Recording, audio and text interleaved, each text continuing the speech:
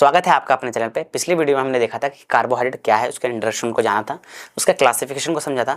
आज हम समझेंगे क्लासिफिकेशन को बहुत ही डीपली से अच्छे से समझेंगे, जानेंगे उसके एग्जांपल को और अच्छे से समझेंगे, गुड एंड बैड कार्बोहाइड्रेट के बारे में जानेंगे और कैसे हमारे लिए कार्बोहाइड्रेट यूजफुल है उसके बारे में समझेंगे और अंतिम में एक मेडिकल लैब टेक्नोलॉजी के लिए क्यों इंपॉर्टेंट है कार्बोहाइड्रेट, इसके बारे में जानेंगे।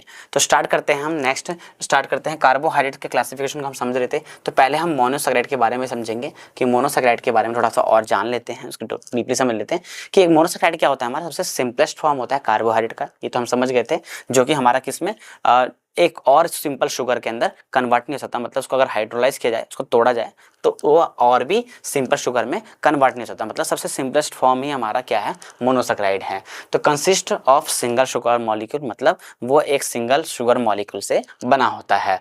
कैरेक्टरिस्टिक्स अगर देखा जाए तो वो कैसा होता है, हमारा स्वीट टेस्ट होता है। इसका मतलब अगर देखा जाए ग्लूकोज को, गैलेक्टोज को, फ्रुक्टोज को, तो उसका टेस्ट अगर देखा जाए तो वो मीठा होता है, स्वीट टेस्ट होता है और वाटर में सॉल्युबल होता है, मतलब पानी में घुल जाता है। इसका एग्जांपल देखा जाए तो ग्लूकोज जो है ये हमारा मेजर सोर्स है एनर्जी का, एक ह्यूमन बीइंग के लिए, एक बॉडी के लिए सबसे ज़्यादा मेजर सोर्सेस हमारे एनर्जी के लिए जो है वो ग्लूकोज होता है। फ्रुक्टोज अगर देखा जाए तो ये फ्रूट्स के अंदर देखे जाते हैं, हनी के अंदर देखे जाते हैं।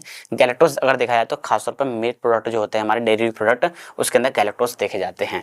तो ये हमारा मोनोसैकेराइड होता है और एक प्रकार से अगर देखा जाए तो ये रिड्यूसिंग शुगर में भी इन्वॉल्व होता है, मतलब रिड्यूसिंग शुगर का एग्जाम्पल मोनोसैकेराइड होता है। अब हम बात करते हैं सेकंड डाइसैकेराइड के बारे में। तो डाइसैकेराइड जो होता है हमारा 2 मोनोसैकेराइड मॉलिक्यूल से मिलके बना होता है और ये it can be hydrolyse into simple sugar, मतलब सिंपल शुगर में ये हाइड्रोलाइज हो सकता है। अगर इसको हाइड्रोलाइज किया जाए, ब्रेक डाउन किया जाए, तो ये सिंपल शुगर में कन्वर्ट हो सकता है। मतलब डाइसैकेराइड का मतलब ही हमारा 2 मोनोसैकेराइड है, तो उसको अगर तोड़ा जाए तो एक मोनोसैकेराइड और एक मोनोसैकेराइड, मतलब कार्बोहाइड्रेट का जो सिंपल फॉर्म है हमारा ये मोनोसैकेराइड, उसमें कन्वर्ट हो सकता है। अगर इसका कैरेक्टरिस्टिक्स देखा जाए तो इसका टेस्ट अगर देखा जाए तो स्वीट टेस्टिंग होती है और वाटर के अंदर सॉल्युबल होता है।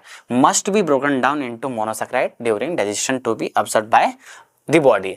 इसके अगर एग्जाम्पल अगर देखा जाए तो ये हमारा सुक्रोज, लैक्टोज और माल्टोज होते हैं। सुक्रोज जो होते हैं हमारे ये कॉमन टेबल शुगर, सुक्रोज जो होते हैं हमारे ये मेड अप ऑफ ग्लूकोज और फ्रुक्टोज से मिलके बना होता है। लैक्टोज अगर देखा जाए तो ये खासतौर पर मिल्क प्रोडक्ट के अंदर देखा जाता है, ग्लूकोज प्लस गैलेक्टोज से मिलके बना होता है। माल्टोज को अगर देखा जाए तो माल्टेड शुगर वगैरह जो होते हैं हमारे प्रोडक्ट होते हैं, जैसे हम पोटैटो वगैरह खाते हैं या घर में खाना वगैरह जो भी लेते हैं, खासतौर पर हम जो आमतौर पर भोजनों के अंदर लेते हैं, माल्टोज उसका एग्जाम्पल होता है, जिसमें ग्लूकोज प्लस ग्लूकोज से मिलके हमारा माल्टोज बना होता है। तो ये हमारा डाइसैकेराइड का एग्जाम्पल होता है, जिसके अंदर जो हमारा अगर देखा जाए इसके अंदर ये लैक्टोज और माल्टोज जो होता है ये हमारा रिड्यूसिंग शुगर का एग्जांपल होता है और सुक्रोज जो होता है वो नॉन रिड्यूसिंग शुगर का एग्जांपल होता है। अब हम बात करते हैं ऑलिगोसैकेराइड के बारे में। Oligo means few, saccharide means sugar.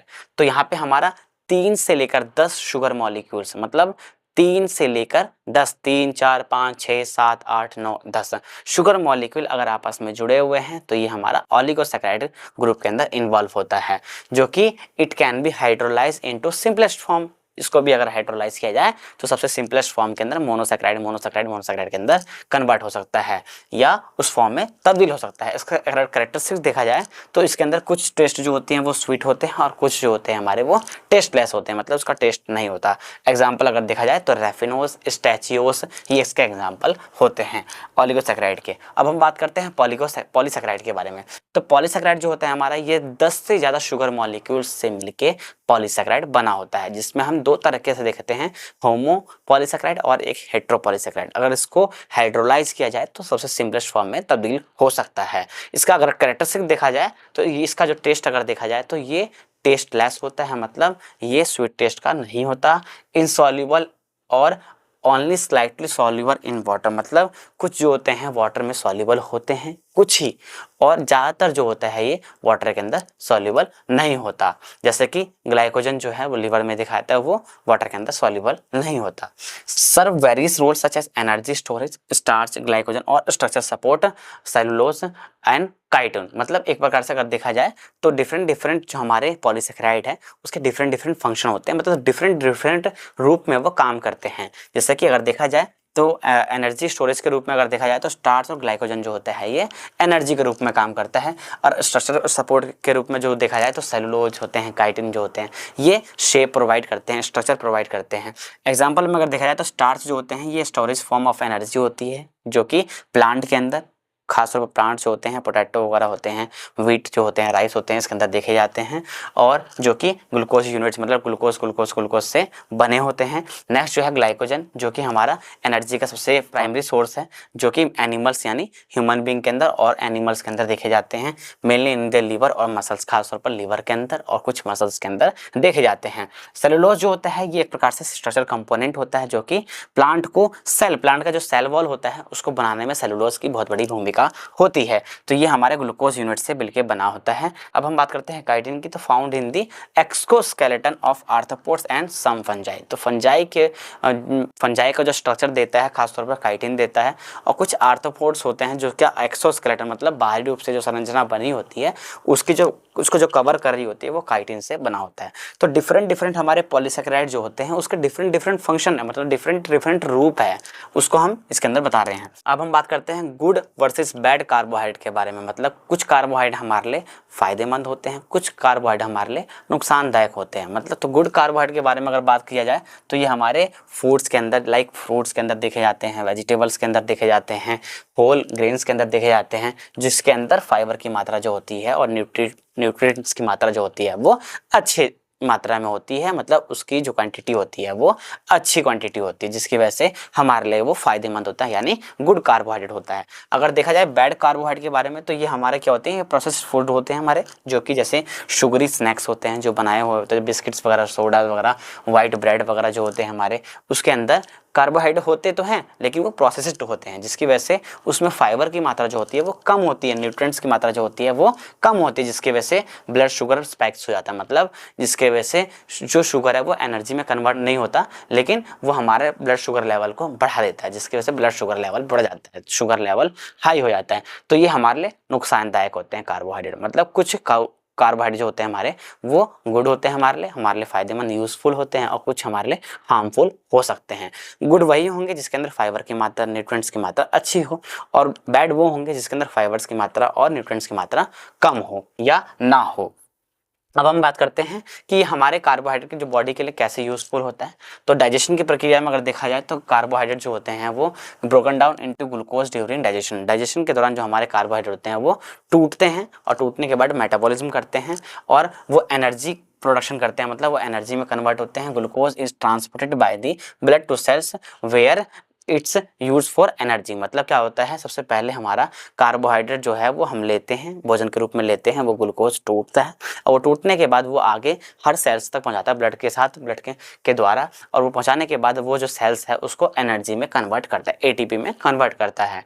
अगर वही ग्लूकोज जो है अगर ज़्यादा मात्रा में बन गया और सेल्स के पास पहुंच गया और सेल ने एनर्जी के रूप में उसको कन्वर्ट नहीं किया, मतलब उसको यूज़ में नहीं लाया, तो वो ग्लूकोज जो है वो इकट्ठा होने लगता है, खासतौर पर लीवर के अंदर और मसल्स के अंदर। तो वो एक्सेस ग्लूकोज जो होते हैं ये हमारे इकट्ठे हो जाते हैं।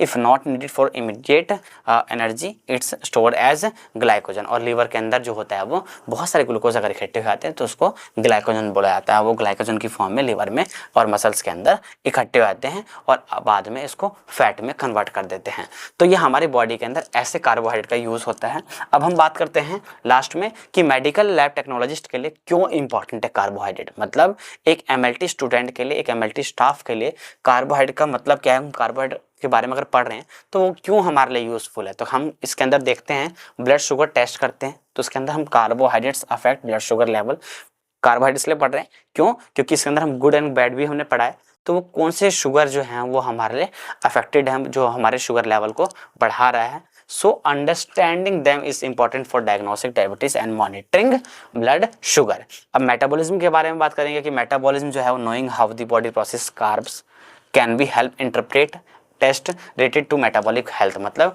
कार्बोहाइड्रेट की अगर पाचन प्रक्रिया चल रही है तो वो कैसे हमारे मेटाबॉलिज्म को अफेक्ट करता है, कैसे उसके लेवल को हाई और लो कर सकता है। तो इसके बारे में हम देखते हैं। तो कार्बोहाइड्रेट के मेटाबॉलिज्म को भी देखते हैं कि ग्लाइकोजेनेसिस कैसे हो रहा है, ग्लूकोनियोजेनेसिस कैसे हो रहा है, ग्लाइकोजेनेलाइसिस कैसे हो रहा है। तो सभी मेटाबॉलिज्म को हम इसको अच्छे से समझते हैं, जिससे मेडिकल लैब टेक्नोलॉजिस्ट के लिए बहुत ही इंपॉर्टेंट होता है कार्बोहाइड्रेट। तो कार्बोहाइड्रेट से रिलेटेड जितने भी हमारे शुगर टेस्ट होंगे वो हमारी बॉडी के लिए, एक ह्यूमन बॉडी के लिए, एक एनिमल बॉडी के लिए बहुत ही इंपॉर्टेंट होता है। तो ये हमारे इसलिए इंपॉर्टेंट थे हमारे कार्बोहाइड्रेट।